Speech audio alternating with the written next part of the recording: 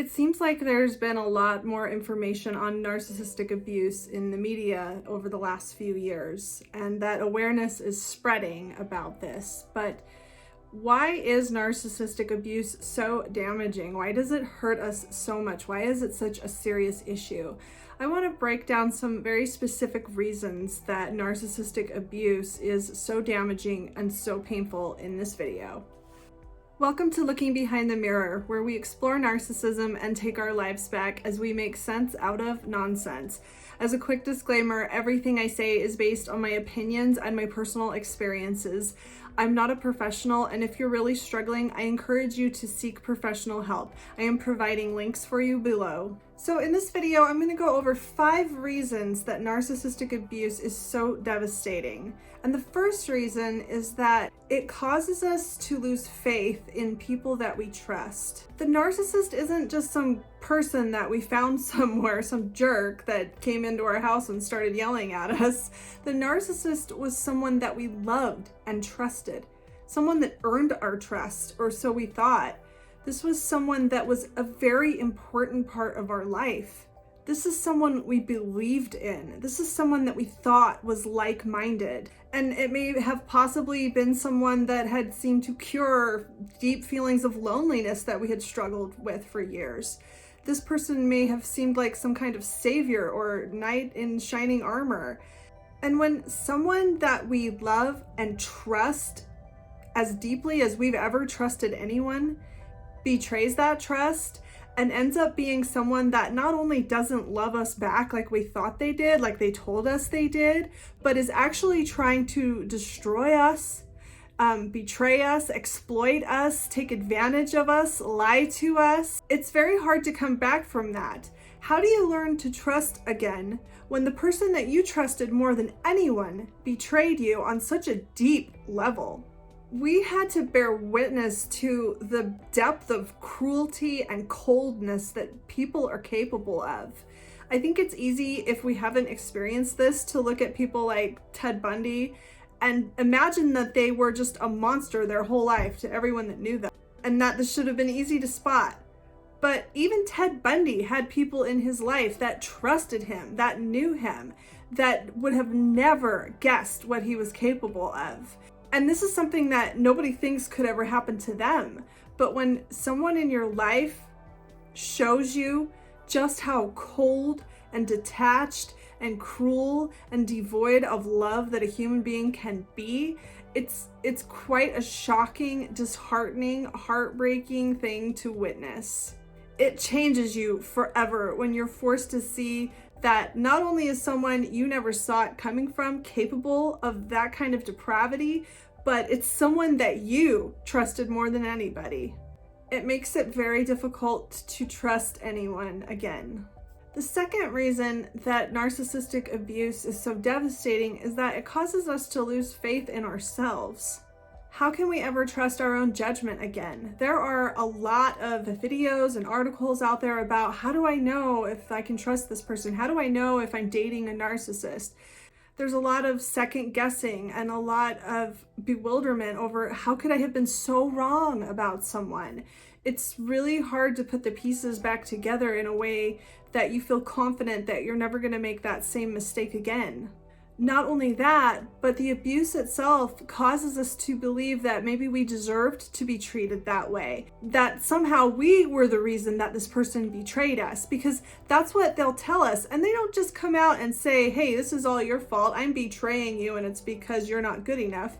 They do it in the most insidious ways. They know us very well. They know how to exploit our weaknesses, and they know how to convince us that it really is our fault, that if we had just tried a little harder or done a little better at whatever it is that they can find, that this wouldn't have happened. They wouldn't have betrayed us or abused us or cheated us or exploited us if we had just done a little bit better, if we had just listened to them. So they really know how to convince us that it was our fault.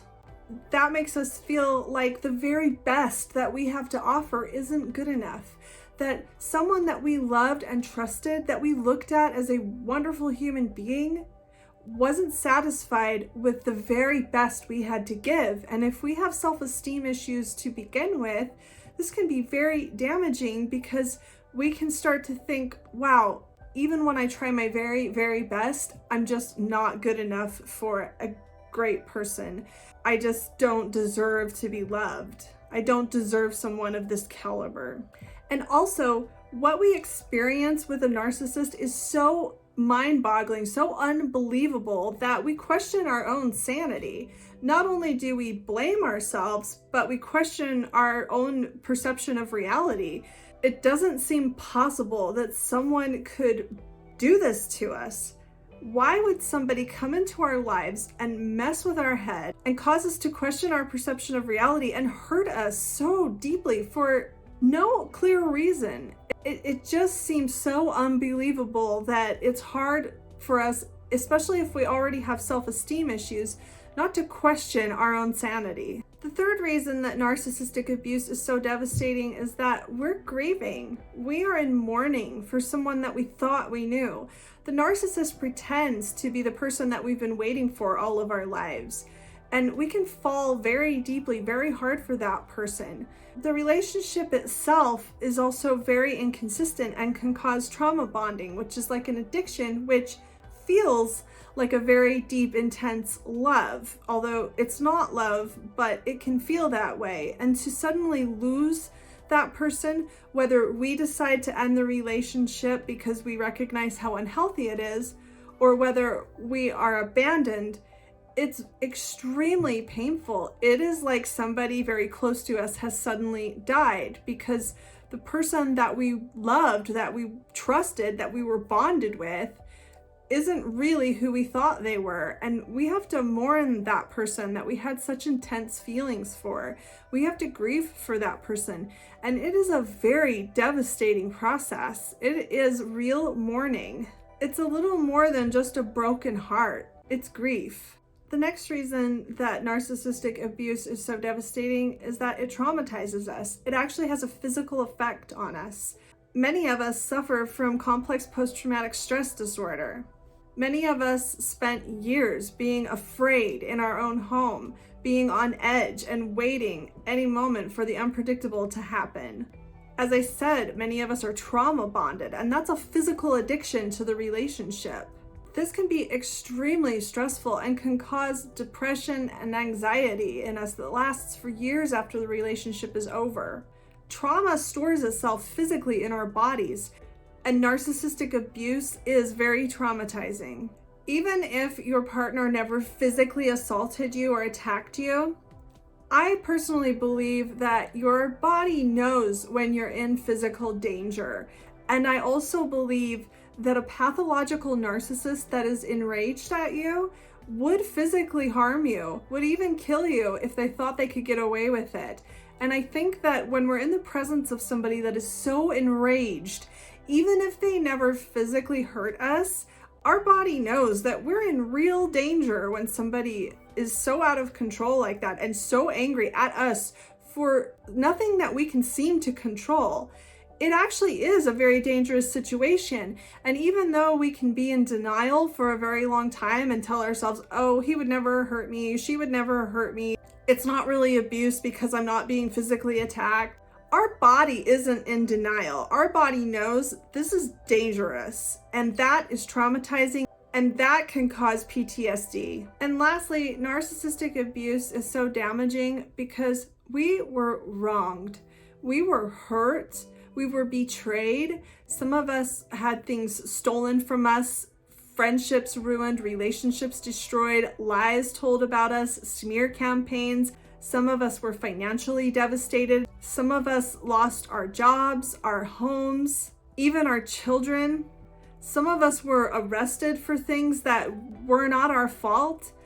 There are all kinds of awful things that narcissistic people can do to us, and there's really rarely any real justice or closure. Most of us are just left with this horrible injustice of being so wronged and hurt for no reason, and really having no way to have any kind of vindication or revenge or any kind of justice. And we have to just sit in that. We have to just accept it.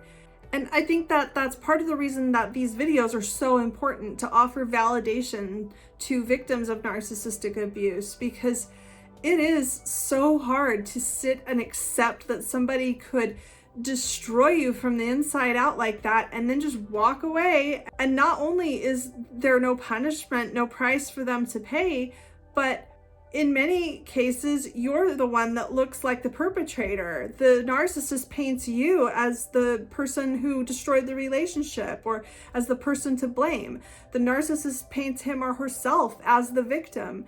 And many times you're the one that's punished for having been abused by this person. This can keep us caught in a cycle of rumination that there's just never any solution for.